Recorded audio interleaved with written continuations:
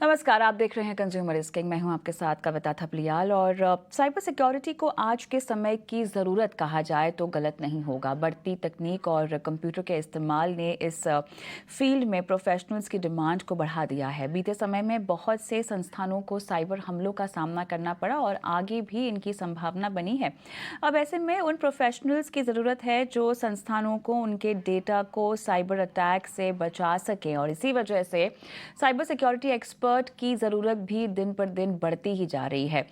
ये एक open field है जहां बिना डिग्री के भी केवल स्किल्स होने पर प्रवेश किया जा सकता है। टीम लीज की एक रिपोर्ट के मुताबिक अकेले भारत में 40,000 के करीब जॉब ओपनिंग्स हैं, मगर जिस पैमाने पर डिमांड है उस हिसाब से टैलेंट मिल नहीं रहे हैं। अब ऐसे में क्या ये फील्ड आपके लिए सुनहरा मौका है? कौन से कोर्सेज हैं इसके लिए सही, और कैसे इस सेक्टर में बढ़िया करियर बनाया जा सकता है? इसी पर विस्तार से बात करते हैं। हमारे साथ खास मेहमान भी जुड़ गए हैं जो विस्तार से अपनी राय रखेंगे और मार्गदर्शन देंगे हमारे आज दर्शकों को।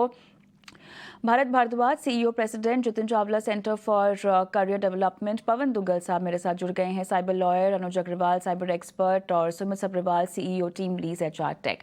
स्वागत है आप सभी का हमारी इस पेशकश में। सुमित, आपके पास आऊंगी। सबसे पहले जो रिपोर्ट है बताएं, किस हद तक की ज़रूरत साइबर सिक्योरिटी एक्सपर्ट की जताती है रिपोर्ट? कविता, जैसे आपने बिल्कुल ठीक बोला कि साइबर सिक्योरिटी एक एसेंशियल पार्ट हो गया है आजकल के किसी भी फेसेट ऑफ लाइफ का, भले ही बिजनेस वर्ल्ड हो या पर्सनल लाइफ हो। इसमें रिपोर्ट ये बताती है कि ये जो डिमांड है साइबर सिक्योरिटी प्रोफेशनल्स की, ये बहुत जल्दी से इंक्रीज हो रही है, और उतनी ही तेजी से हमारे पास साइबर सिक्योरिटी प्रोफेशनल्स हैं नहीं जो कि इन डिमांड्स को फुलफिल कर सकें। तो आज की तारीख में करीब करीब 40,000 साइबर सिक्योरिटी प्रोफेशनल्स की कमी जो है, गैप जो है, वो इंडिया में है। और ये साल के एंड में आते आते, एंड ऑफ 2023, ये गैप बढ़कर 90,000 तक होने की संभावना है। सो बहुत सारी अपॉर्चुनिटीज हैं साइबर सिक्योरिटी की फील्ड में हमारे यंग प्रोफेशनल्स के लिए। बस सिक्योरिटी के दायरे में आखिर क्या क्या आता है? नेटवर्क सिक्योरिटी, डेटा सिक्योरिटी, इसके बाद auditing, cloud security, intrusion detection, intelligence threats जो भी रहते हैं, फिर उसके बाद फोरेंसिक, एथिकल हैकिंग। तो काफी ज्यादा डाइवर्स फील्ड्स जो कि है वो साइबर सिक्योरिटी के दायरे में आ रहे हैं कविता।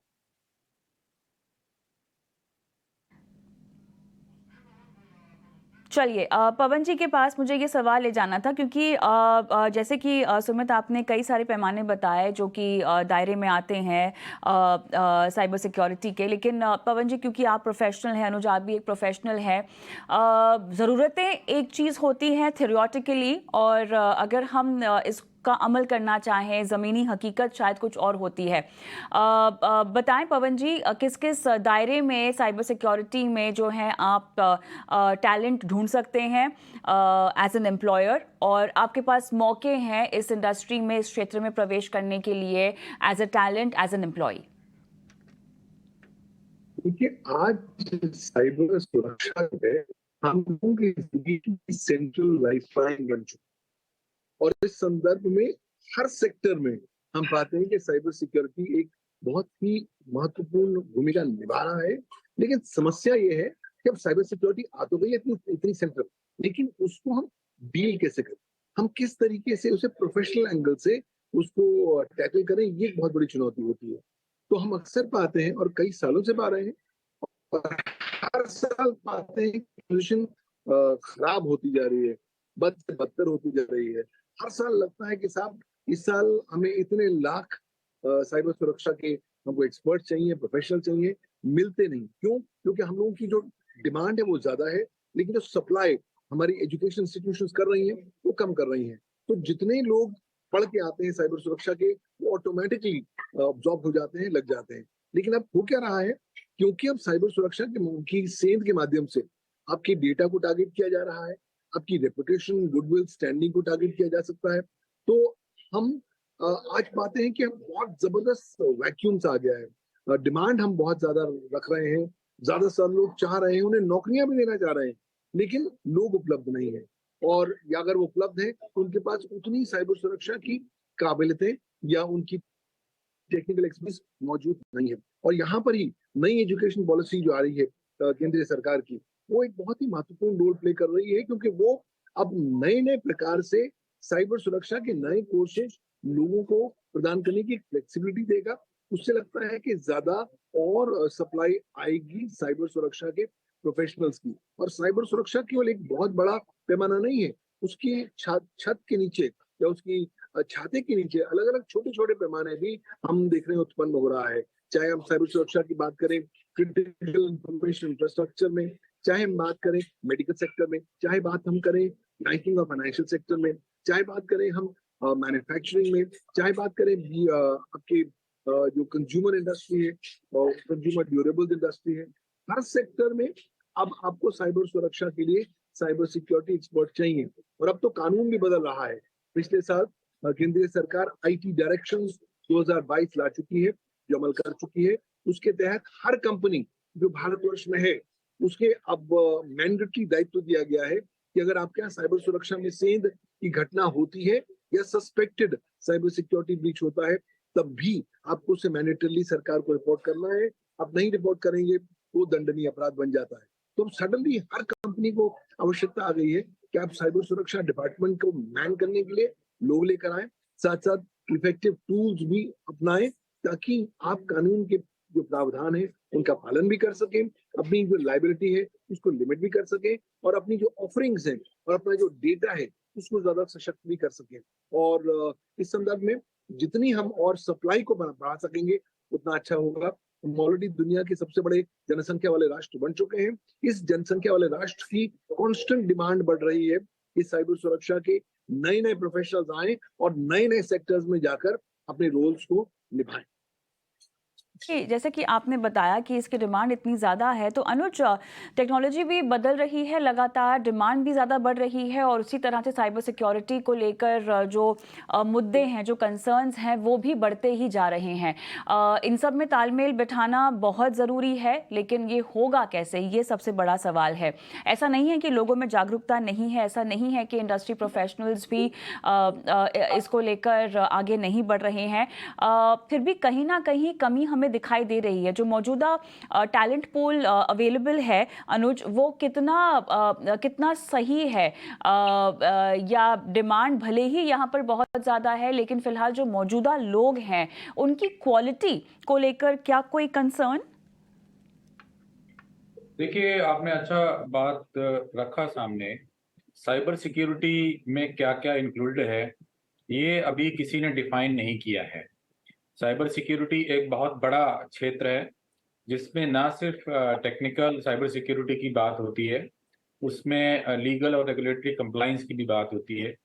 और हम टेक्निकल साइबर सिक्योरिटी की जब बात करते हैं, नेटवर्क साइबर सिक्योरिटी है, VAPT है, और तमाम तरह के टूल्स हैं जो कि प्रिवेंटिव साइबर सिक्योरिटी के लिए काम आते हैं।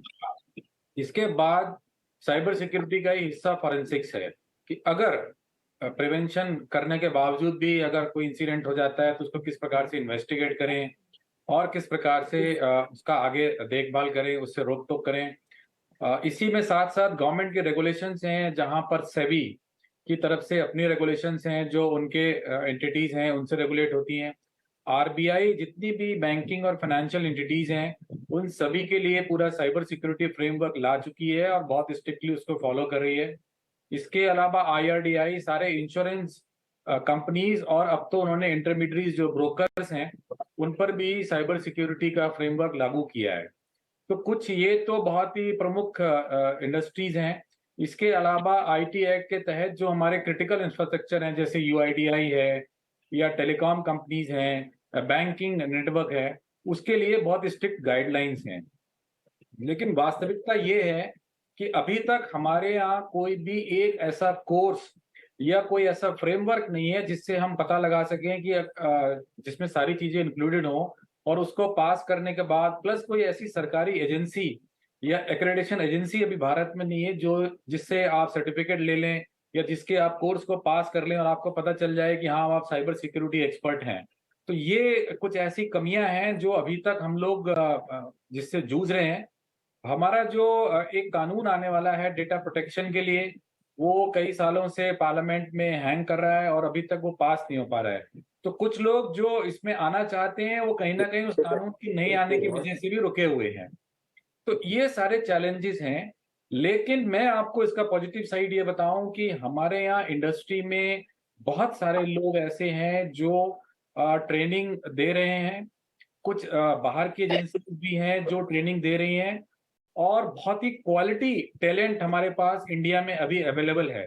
हाँ, क्वांटिटी हमारे पास थोड़ी कम है, जितनी रिक्वायरमेंट है उतने लोग नहीं हो पा रहे हैं, लेकिन जो लोग हैं वो बहुत ही अच्छे क्वालिफाइड हैं और बहुत अच्छे से इंडस्ट्री में काम कर रहे हैं। और कुल मिला के अगर हम देखें तो आज पूरी दुनिया का टारगेट भारतवर्ष बना हुआ है। हम चाइना या कोरिया का नाम ना लें, तब भी ये फैक्ट है कि सबसे ज़्यादा साइबर अटैक भारत पर करे जा रहे हैं, क्योंकि हमारी इकोनॉमी बहुत तेज़ी से ग्रो कर रही है। लेकिन फिर भी आप देखिए हमारा बैंकिंग, टेलीकॉम, ये सारे नेटवर्क और पावर ग्रिड काम लगातार कर रहे हैं, जबकि कहीं न कहीं संसाधनों की हमारे पास कमी है। तो ये हमारे टैलेंट की खूबी है कि संसाधनों की कमी होने के बावजूद भी हमारे सारे जो क्रिटिकल इंफ्रास्ट्रक्चर हैं, इंक्लूडिंग यूआईडीआई, लगातार काम कर रहे हैं। बीच-बीच में थोड़ी बहुत समाचार आते रहते हैं, जिसे हम कहेंगे कि अच्छे समाचार नहीं है, जैसे एम्स के ऊपर अटैक हुआ, रैनसमवेयर वगैरह का। तो उसके लिए ज़्यादा प्रिपरेशन करने की ज़रूरत है। मार्केट रोबस्ट है, रिक्वायरमेंट डेफिनिटली है, हमारे पास क्वालिटी भी अच्छी है और अब सरकार के लिए भी ये ज़रूरी है, इंडस्ट्री के लिए ज़रूरी है कि वो एक एजेंसी निर्धारित करें जो इस पे सही से काम करे। सर्टेन जिसको थोड़ा बहुत इसके लिए काम दिया गया है, वो पूरी तरह से इसमें फेल है, लैगिंग है, वो कोई भी काम नहीं कर रहे हैं। उन्होंने कोई भी अभी तक मानक तय नहीं किए हैं और वो जो चाहते हैं मन मर्जी के रूल्स निकालते रहते हैं। 6 घंटे में उन्होंने कहा है कि आप रिपोर्ट करिए, उसके बाद क्या? रिपोर्ट करने का मतलब ये है कि उनकी भी इंक्वायरी एक शुरू हो जाएगी, वो कोई हेल्प नहीं करते हैं। तो हमें ये यहाँ पर एक फ्रेमवर्क लेकर आना है, जिसमें इंडस्ट्री को हेल्प करने की वाली एजेंसी सामने आए, केवल रिपोर्टिंग एजेंसी नहीं हो। बिल्कुल। चलिए, भरत भारद्वाज के पास मैं जाती हूँ, क्योंकि अब थोड़ा सा हमें चर्चा को कोर्सेज के एंगल से भी देखना होगा कि फ़िलहाल जिस टैलेंट पूल की आप दोनों ने बात की और डिमांड की और जिसकी ज़रूरत शायद टीमबीज़ की रिपोर्ट में भी महसूस हुई है, भरत, हमारे पास फ़िलहाल देश में या विदेश में कहाँ कहाँ किस तरह के साइबर सिक्योरिटी के कोर्सेज हैं? डिमांड तो इन कोर्सेज की खूब है, ये तो हम जानते ही हैं, और बच्चे भी, स्टूडेंट्स भी इसमें जो है पार्टिसिपेट करना चाहते हैं, ये कोर्सेज में इंटरेस्ट दिखा रहे हैं। लेकिन ये कोर्सेज क्या है, किस तरह के हैं, किस तरह की क्वालिटी है, जो फैकल्टी मेंबर्स हैं वो किस तरह के हैं, कुछ बताएं हमें। जी जी कविता जी, बहुत अच्छा प्रश्न है। मैं सहमत हूँ पवन जी और अनुज जी के विचारों से कि जो अभी स्थिति है देश में, लेकिन जो टैलेंट पूल की बात कर रहे हैं वो आगे आने वाले समय में, और सिर्फ भारत देश ही नहीं, हालांकि हम पांचवें, अगर आप हमले देखें तो हम 5वें नंबर पर आते हैं देश में, लेकिन ऑफ कोर्स अगर हमारे जो इकोनॉमी है जिस हिसाब से हम प्रोजेक्ट कर रहे हैं, डेवलपिंग स्टेट में भी जिस हिसाब से हमले हैं, तो उसको हमारे को रुकना होगा ही। और इसके लिए हमारे को ज्यादा से ज्यादा स्टूडेंट्स की जरूरत है। जो हमारे अभी कोर्सेज अवेलेबल हैं वो सर्टिफिकेट से लेके पोस्ट ग्रेजुएशन तक अवेलेबल है। So different universities, different institutes, हालांकि छोटे छोटे कॉलेजेस अगर आप एनसीआर में देखें तो बीएससी साइबर सिक्योरिटी से लेके एमटेक साइबर सिक्योरिटी तक, अभी IIT Delhi, IIT Bombay, even certification in cyber security if you are BTech in any stream, और कंप्यूटर साइंसेज और आईटी इंफॉर्मेशन सिस्टम, यहाँ भी अगर आपने ग्रेजुएशन किया हुआ है तो आप साइबर सिक्योरिटी में सर्टिफिकेट लेकर एक अपने आप को साइबर सिक्योरिटी एम्प्लॉयमेंट की तरफ ले जा सकते हैं। अगर हम, और साइबर सिक्योरिटी जो है वो अब लग्जरी नहीं है, it's a necessity for the society. जो इंडस्ट्री जहां पर खड़ी है अब हमारी, जिस हिसाब से हमने हेल्थ केयर सेक्टर का जिक्र किया या हमने पावर सेक्टर का जिक्र किया, गवर्नमेंट सेक्टर्स में बैंकिंग इज वेरी वल्नरेबल, काफी strong robust security in systems में हमारे को चाहिए। तो वहां पर अगर हम अपने आप को कंपेयर करें, मैं यूएसए की जो ब्यूरो ऑफ लेबर स्टैटिस्टिक्स है उसके आंकड़े देख रहा था, वहां भी जो जॉब्स है वहां 35% ग्रोथ के हिसाब से चल रहा है, और दे आर एक्सपेक्टिंग कि 35% ग्रोथ इन जॉब्स में रहेगी अप टू 2031, फ्रॉम 2024 टू 2031 तक 35% से ग्रोथ हो रही है। तो आप सोच सकते हैं कि साइबर सिक्योरिटी प्रोफेशनल्स की, अगर हम दूसरी तरफ देखें, कंप्यूटर प्रोफेशनल्स, अमेज़न है, मेटा है, ट्विटर है, माइक्रोसॉफ्ट, गूगल, इन सब ने अपनी वर्कफोर्स को कम किया है। लेकिन उल्टी तरफ यानी दूसरी तरफ जहां पर साइबर सिक्योरिटी की बात आती है, वहां पर बहुत ज्यादा बूम है।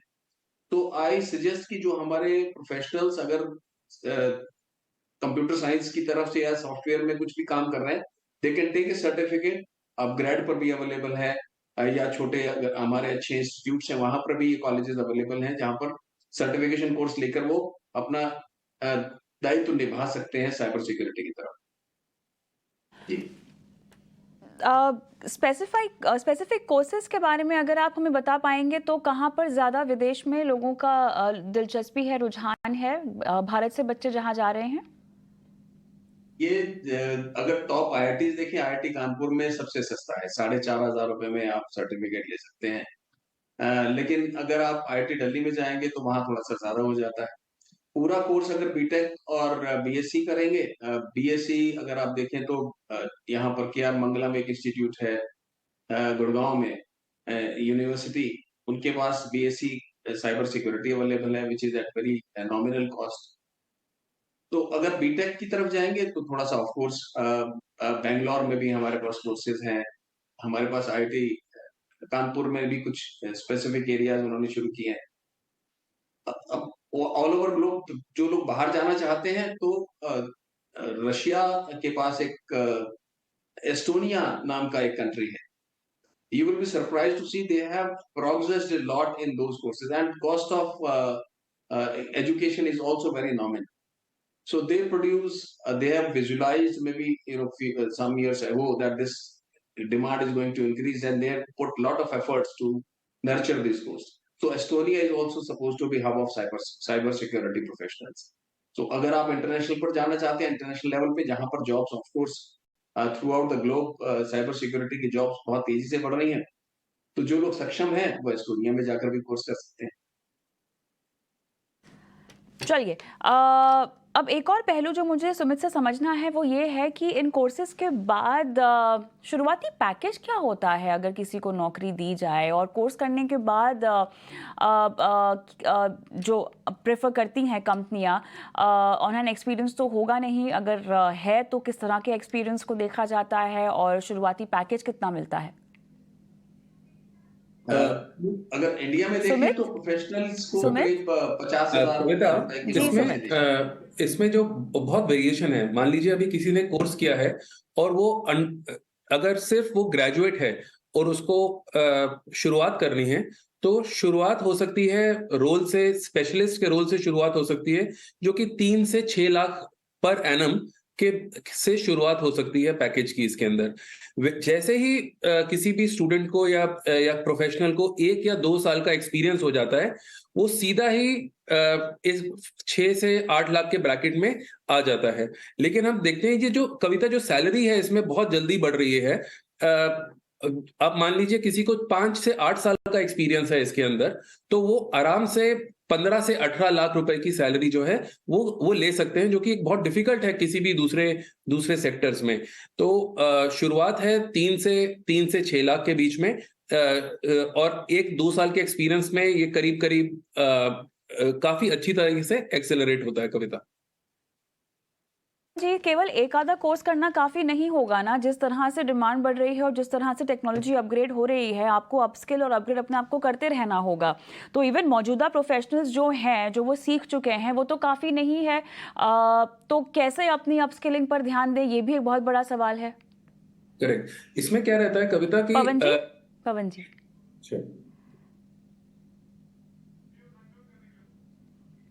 आप म्यूट पर हैं सर, आप शायद म्यूट पर हैं। सॉरी, मैं समझता हूँ कि वो दौर आ गया है जहां पर हम सबको समझना होगा कि हमारी पढ़ाई खत्म हो गई और हमने जिंदगी में पढ़ना नहीं है, वो दौर है ही नहीं।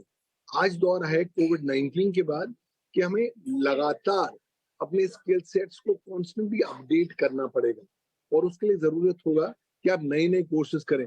साइबर सुरक्षा भी एक कॉन्स्टेंटली मूविंग टारगेट है। जब हम साइबर सुरक्षा की बात करते हैं तो हम एक शेर के ऊपर सवारी करने की बात करते हैं। ये शेयर चल रहा है, दौड़ रहा है, हम उसकी सवारी कर रहे हैं, ना तो हम उसे नीचे छलांग लगा सकते हैं, क्योंकि नीचे आएंगे तो शेयर हमें खा जाएगा, साथ ही साथ हमें बैलेंस भी करना है। तो इसलिए अपनी कैपेसिटी बिल्डिंग करना बहुत जरूरी होता है। हम लोगों ने एक प्लेटफॉर्म शुरू किया हुआ है, उसका नाम है cyberlawuniversity.com, जहाँ पर मैं करीबन 37 अलग अलग ऑनलाइन कोर्सेज प्रदान करता हूँ, cyber law, cyber crime, cyber सुरक्षा और कानून के संदर्भ में। और ये कोर्सेज ऑलरेडी लगभग 28,500 प्रोफेशनल्स 174 राष्ट्रों से कर चुके हैं पिछले 4 सालों में। तो ये आंकड़े बताते हैं कि साहब आवश्यकता है कि आपको कॉन्स्टेंटली अपडेट करना पड़ेगा। आप ये नहीं कह सकते मैंने एक कोर्स कर दिया है साइबर सुरक्षा में तो कहानी खत्म हो गई, मैं लाइफ लॉन्ग इक्विप हो गया हूँ। सॉरी, आज साइबर सुरक्षा में सेंधें इतनी तेज रफ्तार से लगाई जा रही है, और जब से चैट जीपीटी आ गया है और ये जनरेटिव आर्टिफिशियल इंटेलिजेंस आ गया है, नए नए प्रकार के सेंध लगाने के तरीके सामने आ रहे हैं साइबर सुरक्षा के। तो आपको कॉन्स्टेंटली नए कोर्सेज करने पड़ेंगे, सेल्फ हेल्प कोर्सेज करने पड़ेंगे, नई मटेरियल को कॉन्स्टेंटली पढ़ना पड़ेगा, कानून जिस हिसाब से विकसित हो रहा है उसके प्रावधानों को जानना होगा, उनका अनुसरण करना होगा, और साथ ही साथ आपको अपना एक्सपीरियंस भी कॉन्स्टेंटली इवॉल्व करना पड़ेगा। क्योंकि आपने कुछ पढ़ा किसी कोर्स में वो जरूरी नहीं है, आप उसकी पढ़ाई को किस तरीके से रोजमर्रा के practical day to day working में किस तरीके से उसे अवतरित कर पाते हैं, उसे किस तरीके से आप अप्लाई कर पाते हैं, ये बहुत जरूरी है। और आपके एम्प्लॉयर्स की बहुत बड़ी एक्सपेक्टेशन की लिस्ट होती जा रही है।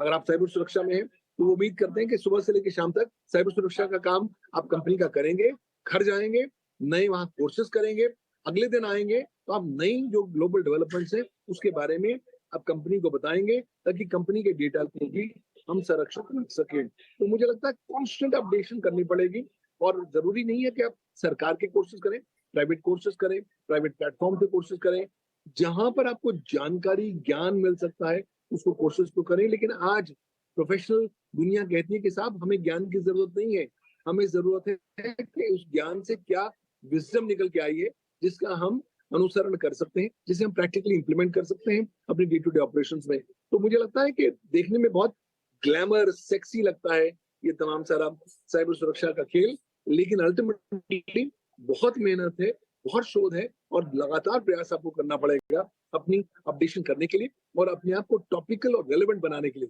क्योंकि अगर आप नहीं करेंगे तो आप इरेलेवेंट हो जाएंगे, कंपनियां आपको अपनी जॉब से निकाल देंगी क्योंकि आपकी स्किल सेट पुराने थे और आप नए स्किल सेट्स के अनुसार आप प्रॉपर्ली ट्रेन नहीं हुए हैं। तो कांस्टेंट अपडेशन, कैपेसिटी बिल्डिंग ही एकमात्र आपके लिए मंत्र रहेगा आने वाले समय में, अगर आप साइबर सुरक्षा की दुनिया में ज्यादा रेलेवेंट और टॉपिकल बने रहना चाहते हैं तो।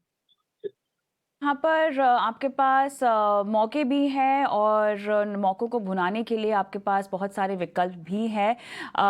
इंतज़ार है तो मेरे ख्याल से एक सही गाइडेंस का, जो कि हमने इस शो के ज़रिए दर्शकों को देने की पूरी कोशिश की है। बहुत बहुत धन्यवाद इसी के साथ आप सभी का इस खास पेशकश में शामिल होने के लिए। मुझे भी इजाज़त दें, नमस्कार।